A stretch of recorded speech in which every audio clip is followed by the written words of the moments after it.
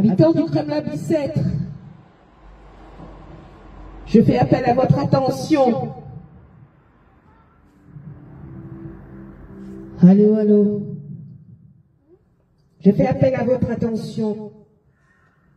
Je suis habitant du Kremlin-Bicêtre et je travaille à l'hôpital, le Kremlin-Bicêtre. Et chaque soir, à 20 h, j'entends les applaudissements pour les soignants, dont moi je fais partie. Aujourd'hui, si j'ose parler, c'est parce que justement je veux apporter cette vie aujourd'hui à cette nation de France. Le Seigneur nous dit, ouvrez les oreilles. Celui qui a des oreilles, qu'il ouvre ses oreilles, qu'il entende ce qu'il a à dire aujourd'hui à la nation de la France. Aujourd'hui, nous sommes dans le confinement national, international, je dirais même. Peuple de France, habitants du Kremlin-Bicêtre, je vous invite à ouvrir vos cœurs. Oui, nous avons certaines fois des solutions d'hommes.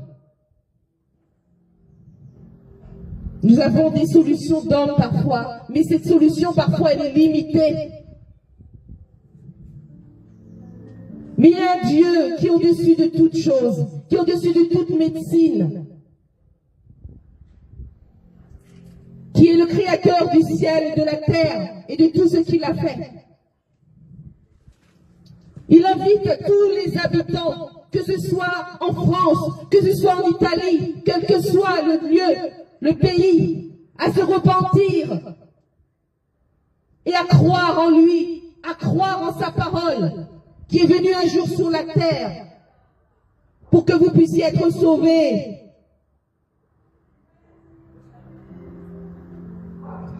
Il vous appelle à la repentance, peuple de France, à vous repentir des mauvaises voies. Dieu ne veut pas que le pécheur meure, mais il veut qu'il vive. Ouvrez vos cœurs. Détournez-vous de vos mauvaises voies. Détournez-vous de vos mauvaises voies. Un esprit est en train d'agir sur toutes les nations. On a donné un nom, Covid-19. Ce n'est qu'un nom d'homme, mais c'est un esprit qui agit et qui tue les hommes. Et le seul remède, c'est la repentance. C'est la repentance. C'est de changer de vie.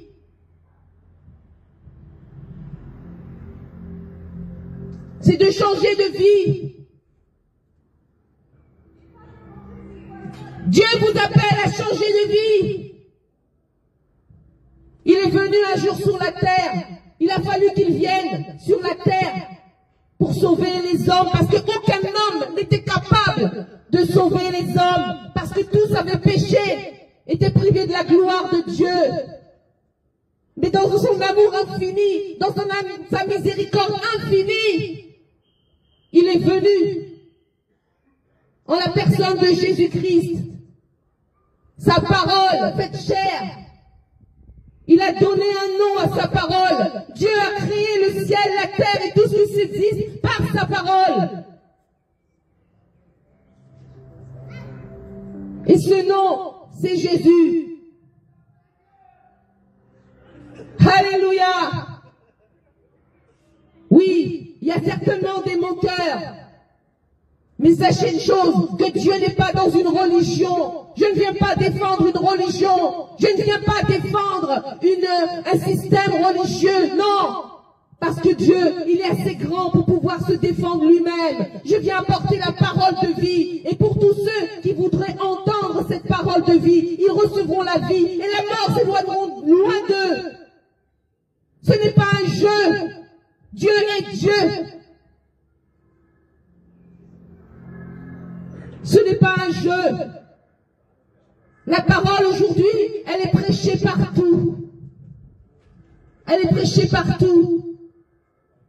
Et cette parole vous invite à vous détourner de votre mauvaise voie. Tout ce qui déplaît à Dieu. Le péché, l'adultère, la pudicité, le mensonge, l'hypocrisie, l'orgueil, la fausseté. Ouais, alléluia, la vérité triomphera toujours. Je sais que les gens qui ne sont pas pour la vérité voudront que je me taise. Mais même si je me tais, les pierres y parleront. Parce qu'il a besoin de sauver des personnes qu'il a choisies pour aller porter l'évangile, pour aller porter la vie. Et pour tous ceux qui ne le veulent pas, eh ben, ils ont fait leur choix. Mais c'est pas parce que vous avez fait votre choix de demeurer dans le péché qui conduit à la mort que tous ont envie d'aller dans la mort. C'est pourquoi aujourd'hui je parle au nom de Jésus-Christ. Jésus qui signifie sauveur. Christ qui suffit roi de Dieu. Il vous demande de vous repentir, de sortir de votre mauvaise voie. Je ne suis pas dans une religion, nous dit le Seigneur Dieu, créateur du ciel et de la terre. Le Seigneur ne veut pas exterminer, mais il veut que vous puissiez vous repentir parce qu'il sait que c'est le péché qui conduit à la mort, alors que Jésus-Christ a déjà pris le péché, il a ôté le péché. Jésus est l'agneau de Dieu qui ôte le péché du monde. Quiconque croit en lui ne mourra point, mais aura la vie éternelle. C'est un appel à se réconcilier avec Dieu, afin que cet esprit cesse d'agir, afin que la colère de Dieu s'arrête sur les nations, s'arrête sur la France. Je ne suis pas en combat avec vous, mais combattez les vrais combats. Combattez celui qui combat l'homme depuis le commencement, c'est-à-dire Satan et ses démons et ses adeptes.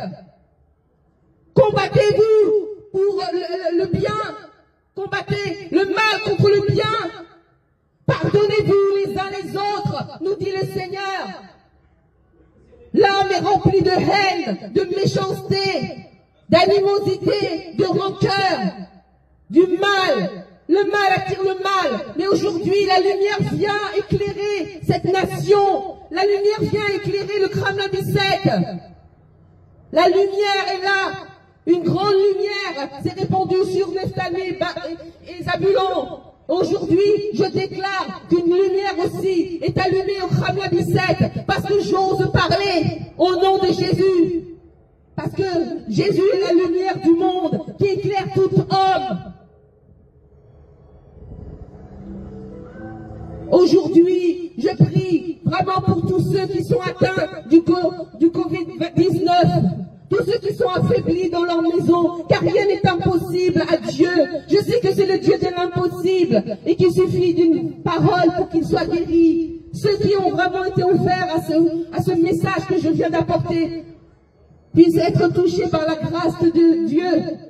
Sa miséricorde, elle est grande. Sa miséricorde, elle est grande. Pour quiconque veut se repentir, changer de vie, sortir du péché. La convoitise des yeux, la convoitise de l'orgueil. Humiliez-vous sous la main puissante de Dieu afin qu'il puisse élever cette nation, ce pays. Il attend de vous votre cœur humble. Votre cœur humble, vous croyez pouvoir vous en sortir tout seul. Mais moi je vois les morts, je les vois, je travaille à l'hôpital, je le sais. Mais aujourd'hui, je sais que quiconque se repentira, changera de voie, la bonté, la miséricorde de Dieu va se manifester envers elle. Alors je prie pour ceux qui sont malades, qui sont alités, même dans leur maison, que ce soit même dans l'hôpital. Que la grâce de Dieu leur soit accordée, que la miséricorde de Dieu leur soit accordée. Et qu'une pluie de grâce puisse se répandre au nom de Jésus. Et que celui qui a le pouvoir sur l'air, qui est le prince de l'air, qui n'est autre que Satan, ses œuvres soient renversées au nom de Jésus. Et que la vie vienne dans les foyers, la vie vienne dans les hôpitaux, la vie vienne dans les rues où se trouvent des hommes qui n'ont même pas aujourd'hui peut-être la chance, la grâce d'avoir un bâtiment ou quelque chose où se reposer. Que Dieu les vienne en aide et que la guérison soit envoyée dans ces foyers, dans ces maisons, dans ces hôpitaux au nom de Jésus. Et que la grâce de Dieu vraiment se repose sur eux.